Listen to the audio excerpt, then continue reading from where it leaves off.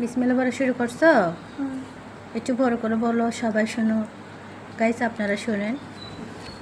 খাওয়ার শুরুতে বাচ্চাদেরকে আগে নিজে বলবেন বিসমিল্লাহির রহমানির রহিম। শুরুর করার আগে এটা বলতে হবে। আপনি বললে আপনার বাচ্চা বলবে ইনশাআল্লাহ, আপনাকে দেখে দেখে।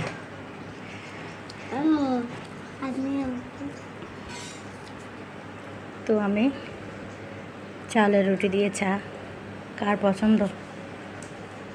খুব একটা মজার খাবার। বিসমিল্লাহির রহমানির রহিম।